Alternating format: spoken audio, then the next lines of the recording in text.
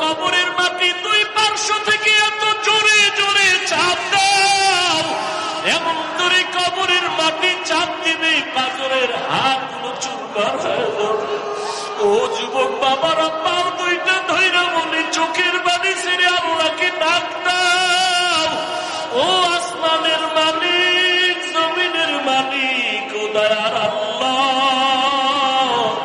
আমরা গুনাহগার হইয়া প্যান্ডেলে ঢুকছি, গুনাহ নিয়ে বাড়ি যাইতে চাই না, গুনাহগার হইয়া কবরে যেতে চাই না রে মালিক। ওই কবরের দুই পাশের মাটির চাপ সইতে পারবো না রে আল্লাহ। ও পর্দার আড়ালের মা বোনেরা, আপনার মতো কত মা বোন মোবাইলে সময় নষ্ট করে না, নামাজ ছাড়ে না, পর্দায় চলে না, স্বামীর মাল হেফাজত করে। ও মা বোনের, আপনারা কেন পারবেন না? এখনো সময় আছে, তওবা করেন, দুই ফোঁটা চোখের পানি ছাড়িয়ে আল্লাহকে ডাকেন। সন্তান যদি চোখের পানি ছাড়িয়া মা বাবাকে ডাক দেয় আর মাপ চায়, মা বাবার দয়া না হইয়া পারে না। ছাত্র যদি কান্না করে ওস্তাদের কাছে ক্ষমা চায়, ওস্তাদ মায়া না করিয়া পারে না। ও আল্লাহর বান্দারা, ওই মা বাবার থেকে, শিক্ষকের থেকে আমার মাওলার মায়া কি কম? ওরে দুই ফোঁটা চোখের পানি যদি ছাড়িয়া দিয়া ডাক দাও, আল্লাহ দয়া করে মাফ করে দাও। বুঝি নাই শয়তানের ধোকায় করে দাড়ি কাটছি, আর কাটবো না। শয়তানের ধোকায় পরে বেপরদায় চলছি, আর চলবো না। শয়তানের ধোকায় পরে জবান দিয়া গালি দিছি, আর দিব না। শয়তানের ধোকায় পরে মিথ্যা বলছি, গীবত করছি, আর করবো না। হাতের দ্বারা কারো বিরুদ্ধে লেখবো না, গুনাহ করবো না। মাফ করিয়া দাও। মাওলা চোখের পানি দেখলে কুদরতি অন্তরে মায়ার জোশ এসে যাবে। ওরে চোখে যদি পানি না আসে, মনে করিও আমার মাওলা গুনার কারণে বেজার, গুনার কারণে দিলটা পাথর। ওরে ডানে বামে তাকাইয়া দেখো কার চোখে পানি। কান্নাওয়ালা দিয়ে তাকায় একটু হাত বাড়াইয়া দোয়া চাও। ও কান্নাওয়ালা ভাই, একটু দোয়া করেন। আমাদের কপাল খারাপ, চোখে পানি নাই, গুনার কারণে আল্লাহ বেজার হয়ে গেল। ও আল্লাহর বান্দারা, খাঁটি মনে তওবা করো, আর নামাজ ছাড়বা না, দাড়ি কাটবা না, বেপরদায় চলবা না, মা বাবাকে কষ্ট দিবা না, উলামায়ে কেরামের বিরুদ্ধে যাবা না, নবীর তরিকা মানিয়া চলবা। আল্লাহর কাছে কাঁদো আর বলো, আল্লাহ তওবাওয়ালা জিন্দেগি দান করেন। আয় আল্লাহ, গুনাহের প্রতি ঘৃণা জমায়া দেন। ও আল্লাহ, কুদরতের নজর দিয়ে একটু মাঠের দিকে তাকাইয়া দেখেন, আপনার গোলামেরা কি চায় আমি জানি না, আপনি ভালো জানেন। একজনকেও খালি হাতে ফিরাইয়া দিয়েন না রে আল্লাহ। হেদায়েতের আলো দিয়া সিনাটা কবুল করে নেন, ওলামায়ে কেরামের বন্ধু বানায়া দেন। আয় আল্লাহ, ময়দানকে আপনি কবুল করে নেন। আহলে সুন্নাত ওয়াল জামাতের ব্যানার হেদায়েতের জরিয়া বানায়া দেন। আলহামদুলিল্লাহ। এজন্য তুমি বের হও, খালি জেলাফির সময় দরুদ, মসজিদ থেকে বের হও দরুদ, যত দোয়া আছে দরুদ আছে। দরুদ ছাড়া দোয়া কবুল হবে না। বের হইছো বাম পা দিয়া, বাম জুতার উপরে রাখো পা, রাখার পরে ডান পা বের করে ডান জুতার উপরে রাখা, এরপরে ডান পাও জুতায় ঢুকাও, আর দোয়া করো, বিসমিল্লাহি ওয়াসসালাতু ওয়াসসালামু আলা রাসূলিল্লাহ, আল্লাহুম্মা ইন্নী আসআলুকা মিন ফাদলিক। এখানে শেষ না, এবার ডান পাও ঢুকছে নি, কথা বলেন। এরপরে কোন পাও ঢুকবে? এবার তো পাও ঢুকছে নি, দৌড় দিস না, দাঁড়া। আদব হইল সুন্নত হলো ডান পাও দিয়া কদম শুরু করবি। বাম পা না ডান পা? এই সুন্নত না মানলে সুন্নি। হ্যাঁ, সুন্নতের খবর নেই, সুন্নি। जिंदगी में बंदगी तू करना है,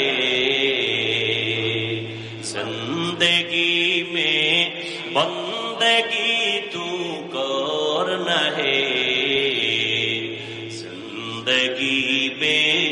बंदगी शर्मिंदा है, जिंदगी बे बंदगी शर्मिंदा है। যুবক ভাইয়ের একটু বসবানি, অধিক সাউকা তোমরা কও না যুবকেরা বসবা না যাবা গা আগি?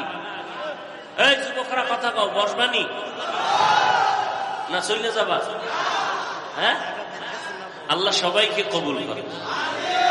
আমি সবসময় যুবকদের পক্ষেই কথা বলি না, আল্লাহ যুবকদের কবুল করুন। যুবক ঠিক, সমাজ ঠিক, ঠিক নেই? আর যুবকের ঠিক করার জন্য ওলামায়ে কেরাম লাগে, কথা ঠিক না? এজন্য ওলামায়ে কেরাম ঠিক, যুবক ঠিক, যুবক ঠিক, সমাজ ঠিক, সমাজ ঠিক, দেশ ঠিক। আল্লাহ সবাইকে কবুল করে। दुनिया में हो दुनिया का तलबगार न हो। এই যুবক ভাল লাগেনি? একতারা হইলে মজা হইতো না? তোরা তো আবার একতারা ছাড়া ভাল লাগে না। এক যুবক মোবাইলে হিন্দি গান শুনে, বাংলা শুনে না, না পাকিস্তানের রাজাকার, এজন্য হিন্দি শুনে। শুনে তো শুনে আবার লাফায়। কেউ যুবক লাফাও কেন? কয় নাচি। কেন? কয় গান শুনি না। কয় অর্থ জানো নি? আব্বাও জানে না, আমিও জানি না। তো লাফাও কেন? কয় মজা লাগে।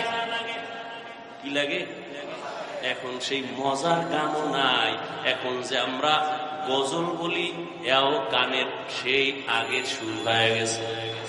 মানুষের গজল গাইতাম আগে, ছোটবেলা শুনতাম কলিজার টুকরা আইনুদ্দিন আলাজাদ, এরকম বহু শিল্পীদের আল্লাহর বান্দারা গজল গাইতেন, নাত হামদে বারি তাআলা পড়তেন, কলিজা ঠান্ডা হতো। কবরের আযাবের গজল শুনতাম, চোখের পানি পড়ত। আর এখন একতারা না বাজাইলেও গান এমন ধাক্কা লাগে, মনে হয় যেন একতারার সাথে মিলে যায়। আল্লাহ হেদায়েত দেন।